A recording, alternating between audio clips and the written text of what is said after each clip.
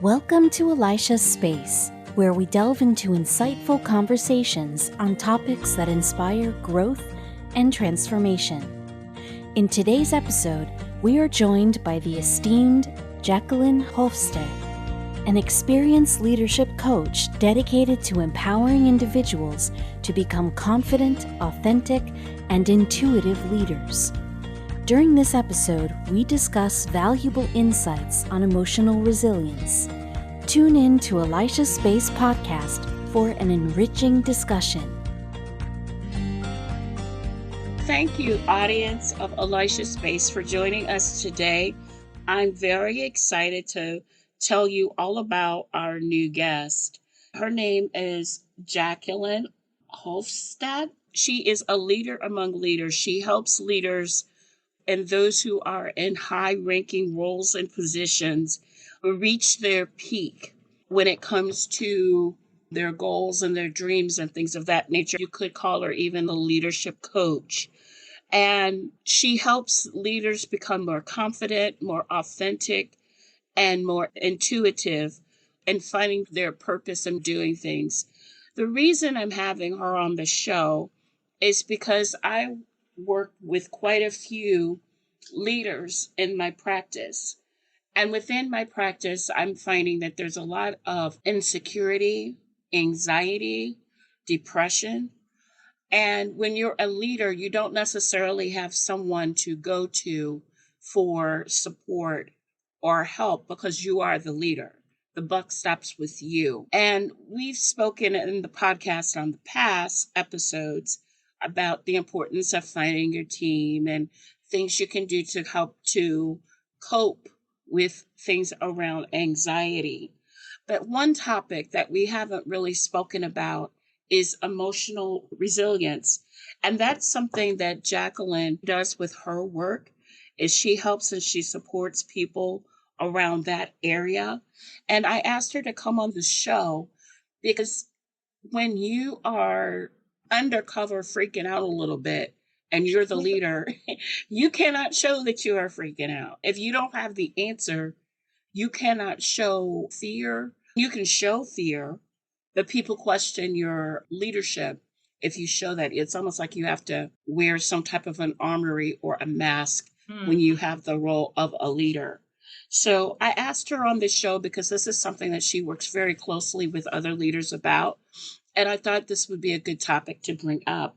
So I want to thank you, Jacqueline. Thank you for coming onto the show today. You're welcome. I'm very excited to be on the show, and it sounds like this is the right topic for me, and I'm really looking forward to also pass on some information to your listeners, because emotional resilience or dealing with anxiety is one of my strengths in the corporate world. I've experienced it myself. I was a corporate leader.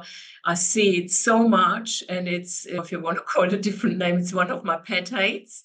And there are things that can be done to manage it so much better. And I love to share that with your audience. Let's start with a definition. How would you define the concept of emotional resilience and how it affects leaders? Yeah, no, that is a very good point, because people can have different understandings. What does it mean? So in a normal everyday life, we do experience a range of emotions. That's quite normal. We're not just in one set of emotions. We might get out of bed and we feel really good, and then before you know it, anxiety kicks in, or other types of emotions. So it is a normal thing that we go through various ranges of emotions throughout the day. What is not so normal, or what is outside the normality, is what we experience today is this ongoing anxiety. It's going from one milestone, from one stress situation to the others. And leaders, as you said, leaders are often alone. Yes, people who are running businesses, managers, directors, CEOs, they are often there by themselves. They don't have much of a guidance, and they somehow have to master the day. And we all have been there, where an emotional trigger has got the better of us, and then we are emotional. And that's it's a human trait. And the way it works, it's a bit like a toggle switch. If I'm in an emotion, whether it's a positive emotion or a negative emotion, as we call them, positive, negative, it doesn't matter. It stops and underpins my calmness and my thinking. So it's really like a toggle switch. Either I'm calm and collected and I can think very nicely and logically, or I'm emotional. And it can be excitement too. You don't want to go into a board meeting and be too overly excited. That also stops you from being in your analytical brain, being calm and focused. So in our everyday life, we want to build up the resilience that we can deal with it. We can weather the storm. We are ready to process emotions faster. We are more aware of the emotions, what's actually happening. And we can also put some practices into place that it's not derailing us. And this also comes with practice. It's training for a championship or something. So you train in between stressful situations to become better at managing the emotions when they happen. And we are all human, it's normal. And to also make sure that not every, let's say, smaller item is derailing us from our course.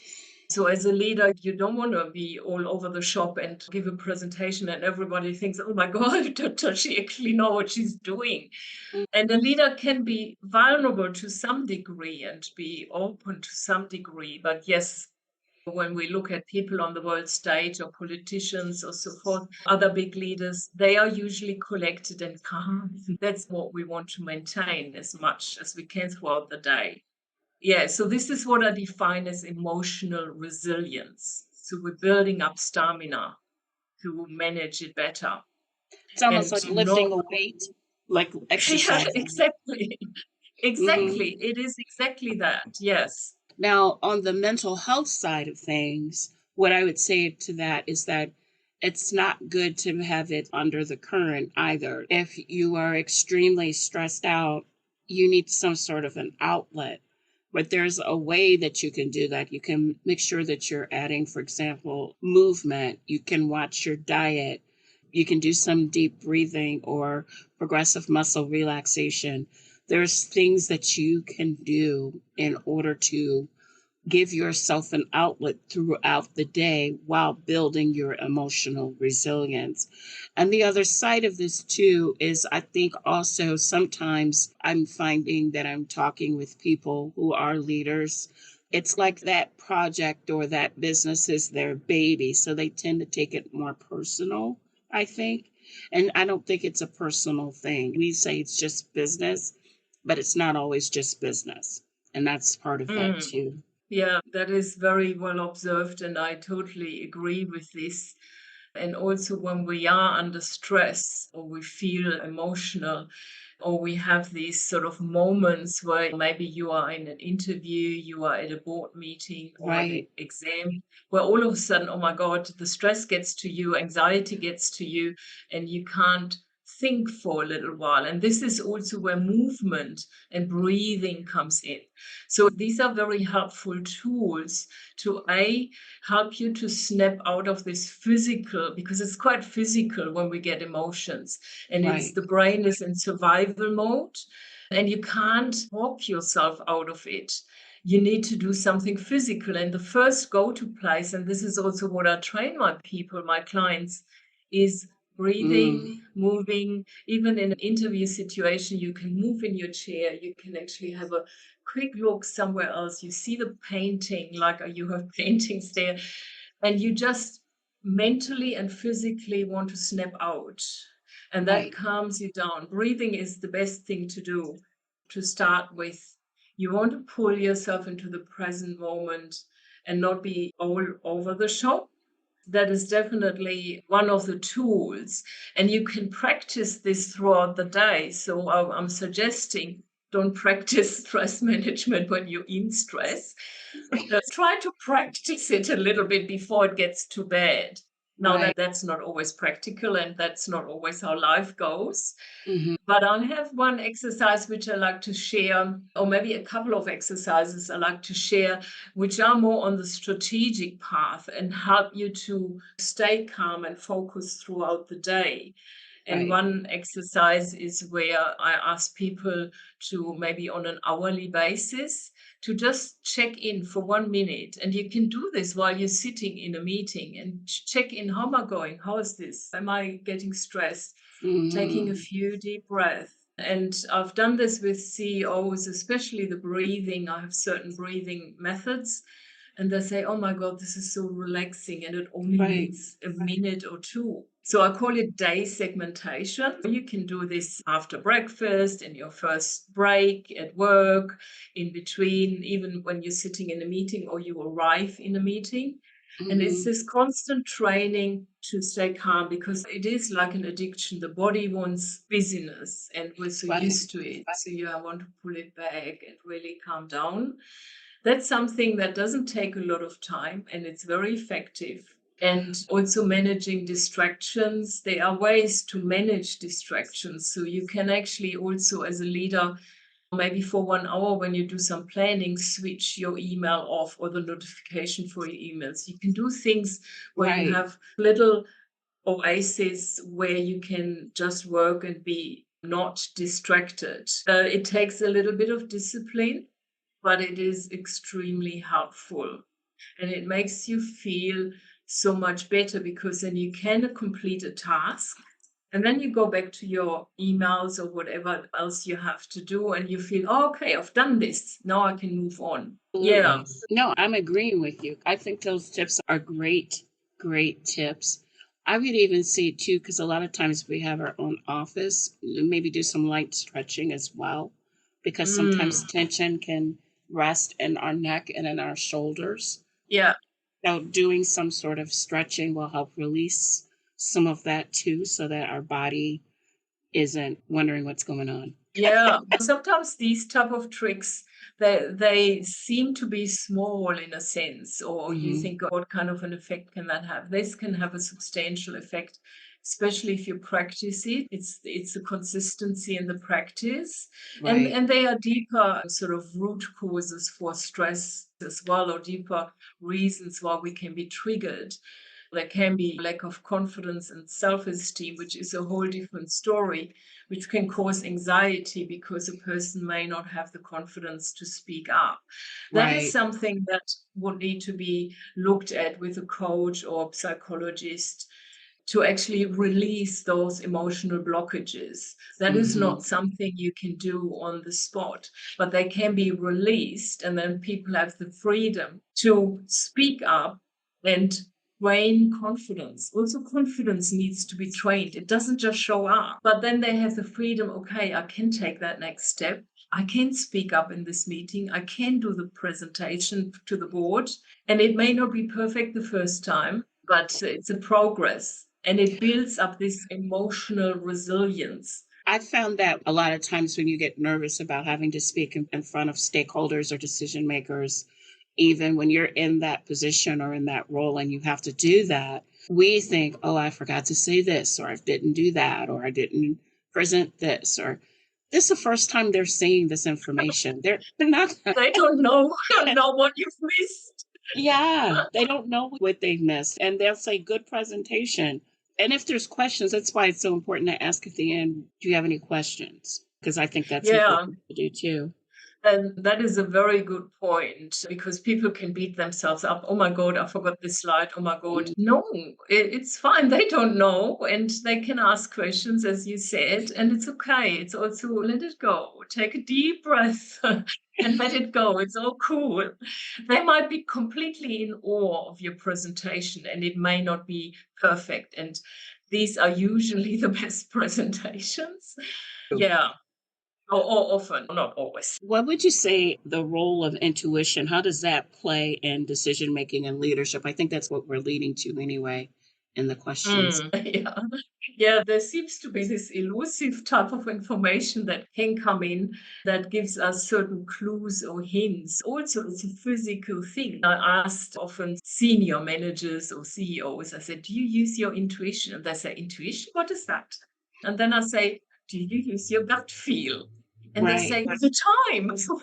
So it is way humans seem to be wired to pick up on inauthenticities, for example, and that's felt in the gut. So if someone has a hidden agenda, we are wired, even though we might not understand what it is about, we are wired, okay, I need to take this a little bit with caution. Often in interview situation, you might think the resume, everything looks perfect, the candidate is answering questions perfectly.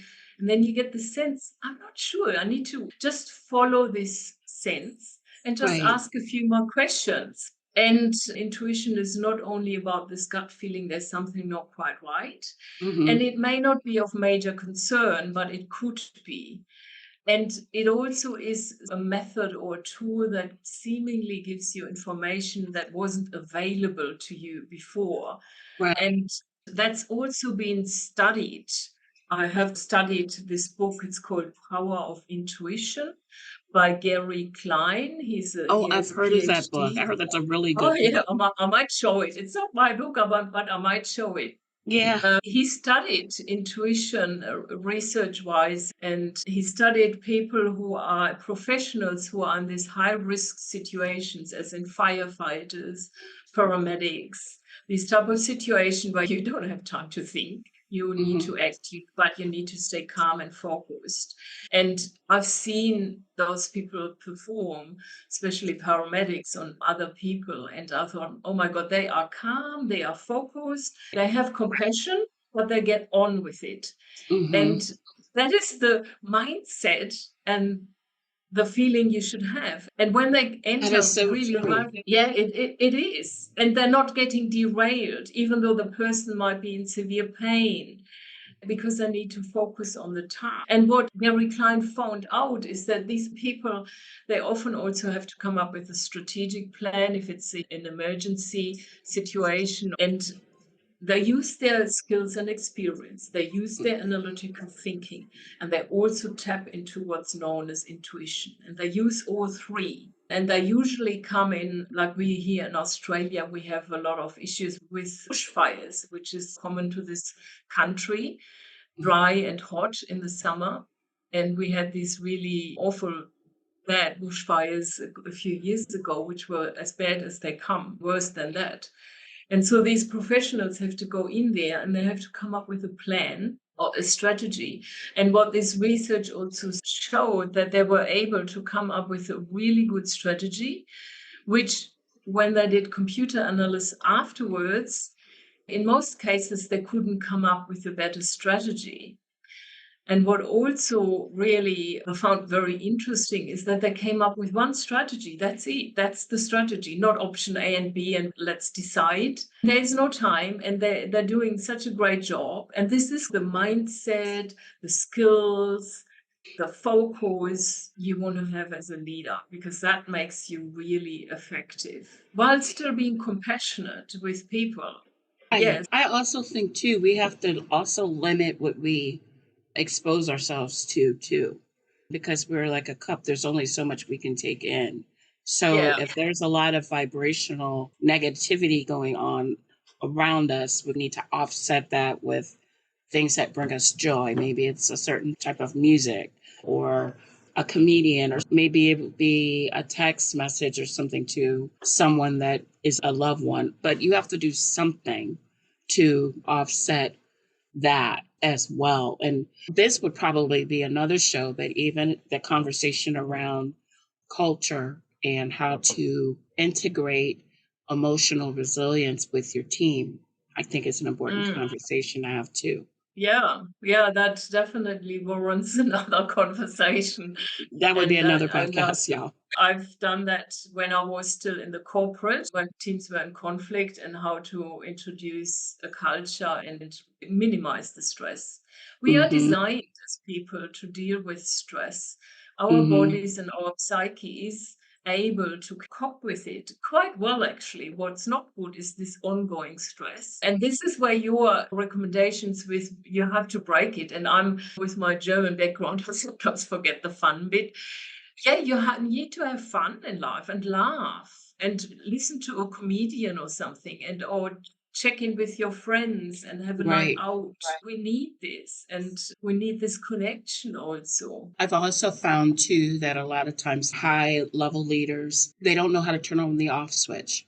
You know what I'm saying? Mm, Because they're always working and things like that. And we're not machines. But even machines, if you think about it, machines have an off switch. Being intentional, putting it into your schedule, I think is extremely important in order to try to building in that emotional resilience, training yourself to take a break. I yeah, mean, training yeah, yourself to do some intentional pauses.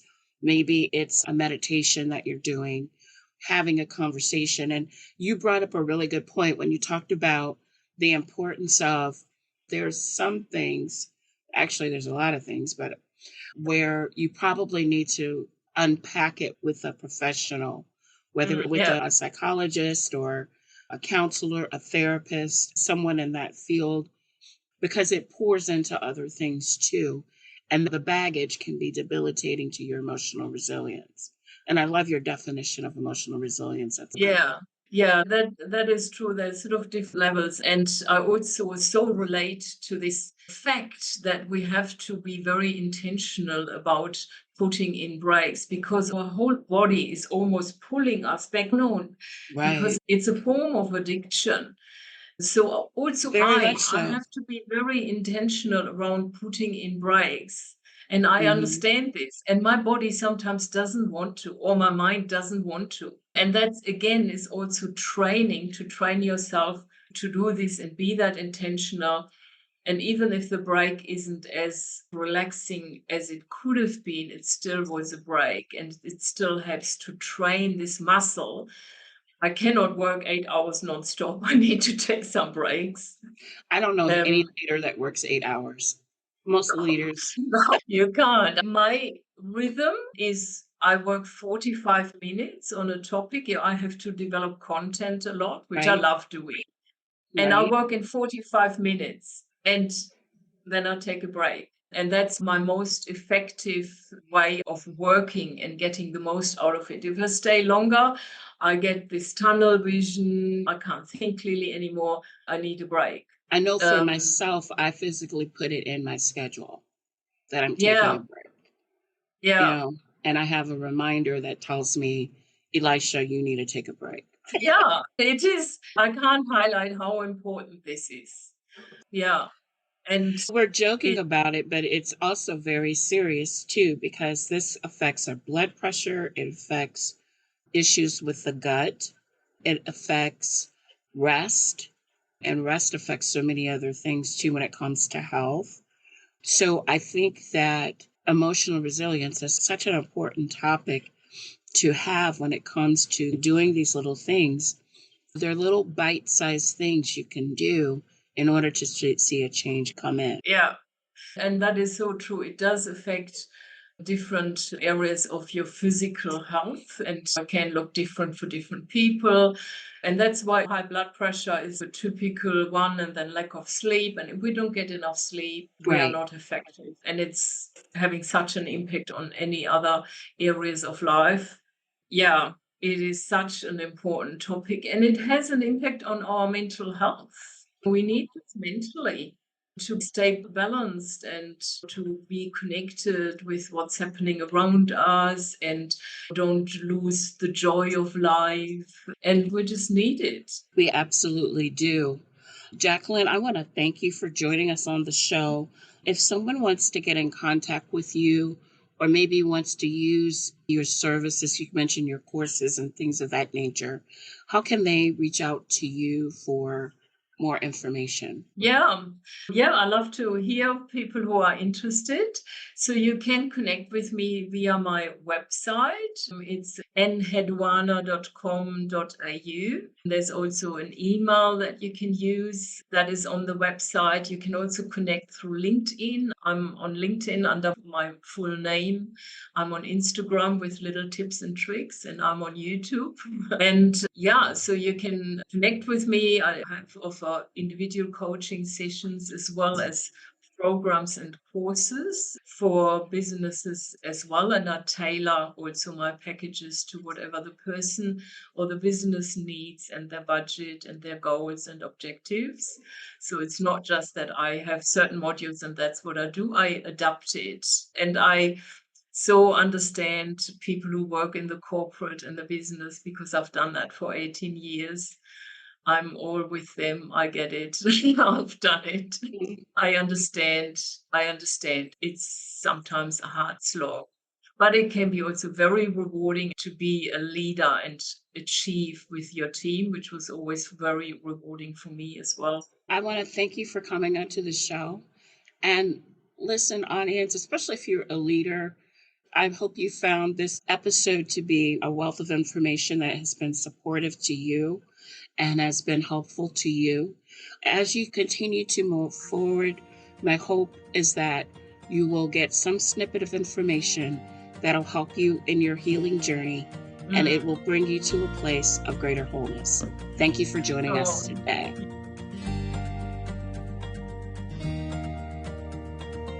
Thanks for listening, and we hope you'll subscribe so we can keep the conversation going. Now go, move forward in your healing journey.